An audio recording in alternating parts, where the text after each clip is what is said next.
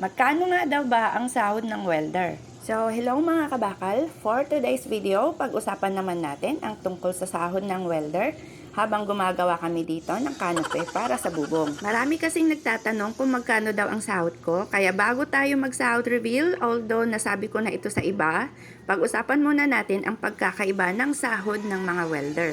Sa lahat ng skilled worker sa isang construction firm, welder ang may pinakamaraming mayayabang sa lahat na kahit mga baguhan pa lang ay akala mo kung sinong mga magagaling at magaganda maghinang.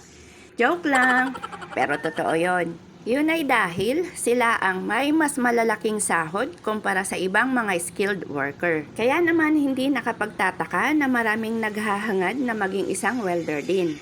Pero tandaan natin na ang sahod ng isang welder ay hindi magkakapareho sa maraming dahilan at ito ang mga sumusunod. Una, ang sahod ng welder ay dedepende sa kung saang company or agency siya nagtatrabaho. May mga company or agency kasi na nagbibigay ng mataas na pasahod at may mga kumpanya or agency din na sobrang baba kung magpasahod. Kaya kung kayo ay mag-a-apply ng trabaho, maghanap na kayo ng kumpanyang maganda magpasahod para sulit. Pero kung gusto nyo naman magkaroon ng experience, lalo na sa mga baguhan, kung ako naman sa inyo, lalo na kung yun lang ang chance nyo para magkaroon ng experience sa welding, i-grab yun na kahit sabihing mababa ang sahod. Ang importante ay magkaroon kayo ng working experience doon sa trabaho. Napaka-importante din kasing magkaroon kayo ng working experience para pag nag-apply ulit kayo sa mga malalaking kumpanya na maganda magpasahod, at least isa na yung experience nyo sa mga requirements para matanggap kayo sa trabaho.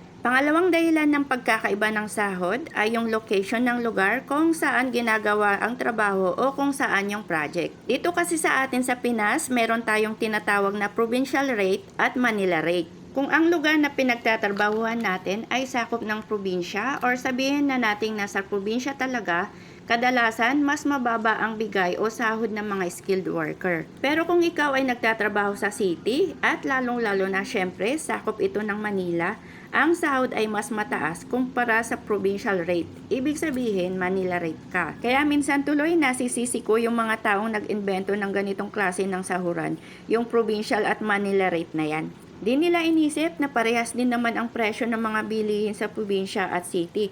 Madalas nga mas mahal pa sa province. Kaya bakit may mga ganitong patakaran pa sa sahod, di ba? Lalo na kapag dayo ka lang sa province na pinagtatrabahuan mo, na halos lahat binibili mo din.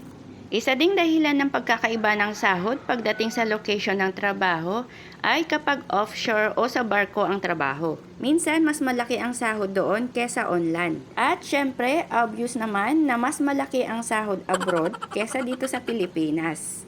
Pangatlo at huling rason ng pagkakaiba ng sahod ay kung saang kategory o klase ng welder ang isang welder kabilang. Maraming kategory o klase ng welder pero hindi ko na ito isa-isahin dahil hahaba lang ang ating video, maboboring lang kayo. Dito na lang tayo sa tatlong very common o mas kilala sa karamihan.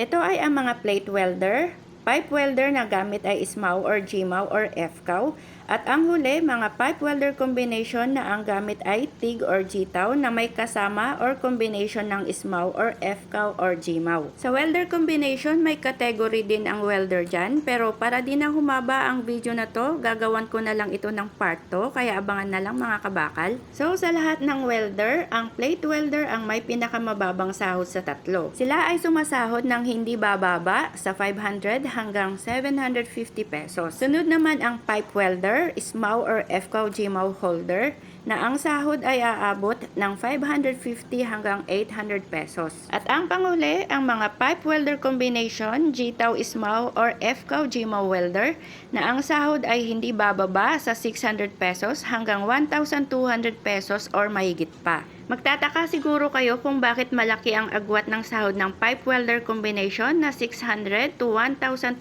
pesos at mahigit pa. Yan ay dahil may classification din ulit ang mga pipe welder combination.